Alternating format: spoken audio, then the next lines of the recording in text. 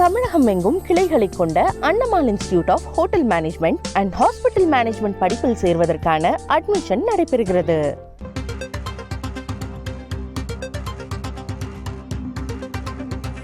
மதுபான கொள்கை முறைகேடு வழக்கில் டெல்லி முதலமைச்சர் அரவிந்த் கெஜ்ரிவால் ஜாமீன் கோரி மனு தாக்கல் செய்திருக்கிறார். டெல்லி ரோஸ் அவென்யூ நீதிமன்றத்தில் மனு தாக்கல் செய்திருக்கிறார்.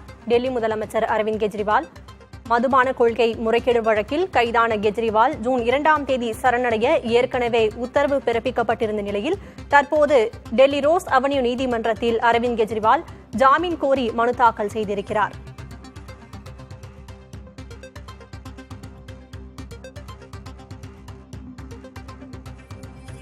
மதுபான கொள்கை முறைகேடு வழக்கில் ஜாமீன் வழங்கக் கோரி டெல்லி முதலமைச்சர் அரவிந்த் கெஜ்ரிவால் தற்போது மனு தாக்கல் செய்திருக்கிறார்.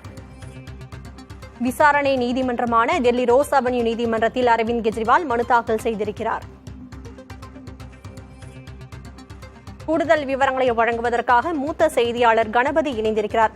கணபதி, ஜூன் 2ஆம் தேதி அரவிந்த் கெஜ்ரிவாலுக்கு இந்த பிணை முடிவடைய உள்ள நிலையில் தற்போது ஜாமீன் கோரி மனு தாக்கல் செய்திருக்கிறாரே, அடுத்த கட்ட நடவடிக்கை என்னவாக இருக்கும்?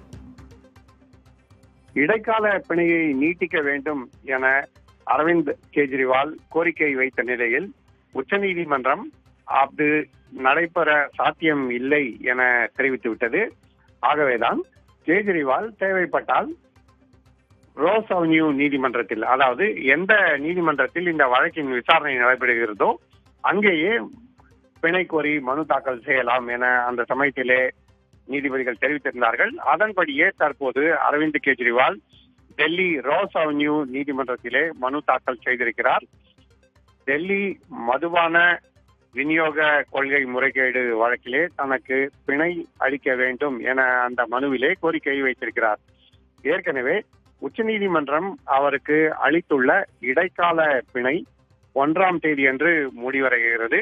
அதாவது மக்களவை தேர்தல் இறுதிக்கட்ட வாக்குப்பதிவு நடைபெற்ற பிறகு அரவிந்த் கெஜ்ரிவால் சரணடைய வேண்டும் எனவும் மீண்டும் சிகார் சிறைக்கு செல்ல வேண்டும் எனவும் அந்த இடைக்கால ஜாமீன் மனு உத்தரவிலே உச்சநீதிமன்றம் குறிப்பிட்டிருந்தது.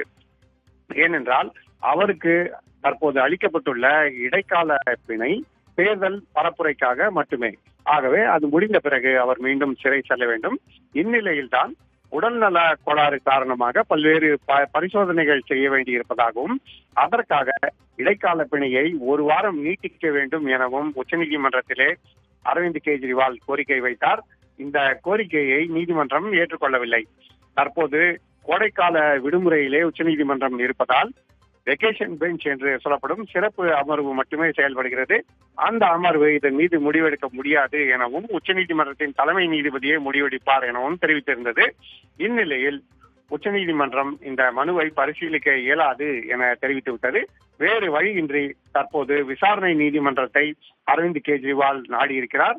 ஆகவே அவருக்கு மேலும் 7 நாட்களுக்கு பிணை கிடைக்குமா, டெல்லி விசாரணை நீதிமன்றம் அப்படி அவருக்கு அனுமதி அளிக்குமா என்பதை விசாரணையிலே நீதிபதிகள் தெரிவிப்பார்கள். இதற்காக முழு முயற்சியை மேற்கொள்ள ஆம் ஆத்மி கட்சியின் வழக்கறிஞர்கள் குழு தயாராக உள்ளது. இந்த வழக்கை அவசர விசாரணை வழக்காக விசாரிக்க வேண்டும் எனவும் அவர்கள் வலியுறுத்தி இருக்கிறார்கள். ஏனென்றால் இன்னும் 2 நாட்களுக்கு மட்டுமே, அதாவது 30 மற்றும் 31 ஆகிய 2 நாட்களுக்கு மட்டுமே இடைக்கால பிணை அமலில் இருக்கும். அதன் பிறகு அரவிந்த் கெஜ்ரிவால் திகார் சிறைக்கு செல்ல வேண்டும் என இருப்பதால் அவர்கள் உடனடியாக அவசர வழக்காக இந்த வழக்கை விசாரிக்க கோரிக்கை வைக்க உள்ளனர். டெல்லி முதலமைச்சர் அரவிந்த் கெஜ்ரிவால் ஜாமீன் கோரி தற்போது மனு தாக்கல் செய்திருக்கிறார். கூடுதல் விவரங்களை வழங்கியதற்கு நன்றி கணபதி. தமிழகம் எங்கும் கிளைகளை கொண்ட Annamal institute of hotel management and hospital management படிப்பில் சேர்வதற்கான அட்மிஷன் நடைபெறுகிறது.